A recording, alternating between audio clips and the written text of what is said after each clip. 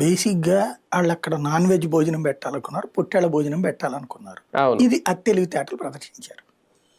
అతి చేశారు. ఇదే కాదు. వాళ్ళలో చాలా మందికి ఉన్నటువంటి దిక్కుమాలిన జబ్బదే.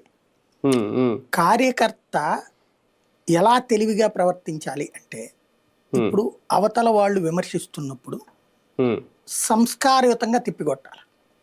ఇప్పుడు ఫర్ ఎగ్జాంపుల్ ఎరువులు అద్భుతంగా ఇచ్చాం అని చెప్తున్నారు.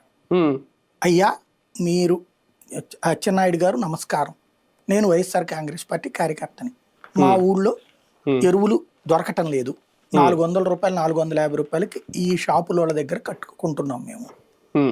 మీరు కావాలంటే క్రాస్ చెక్ చేసుకోండి. మీరు ప్రభుత్వంగా అబద్ధం చెప్తలేదని అనుకుంటున్నాం, మీకు తప్పుడు సమాచారం ఇచ్చారేమో చూసుకోండి. లేదు రైతులందరూ కోటీశ్వర్లు అవుతున్నారు, లేకపోతే అద్భుతంగా సంతోషంగా ఉన్నారు. అయ్యా మా ఊళ్ళో రైతులు సంతోషంగా లేరు, సరిగ్గా కొనలేదు. మీరు 1700 రూపాయలకు కొంటా ఉన్నారు, 1800లకు కొంటా ఉన్నారు, చివరికి బ్రోకర్లకు 1300లకు అమ్ముకున్నారు, గ్రహించగలరు అన్నారు అనుకోండి. మొదట్లో అది నార్మల్గానే కనిపిస్తుంది. కానీ ఎరా లం కొడక నువ్వు అట్ట మాట్లాడతావు అన్నప్పుడు లైకులు ఎక్కువ వస్తాయి. అదే కదా. ఇప్పుడు మనం మాట్లాడేటటువంటిది ఇట్లాగా పాజిటివ్గా మాట్లాడితే ఎక్కదు.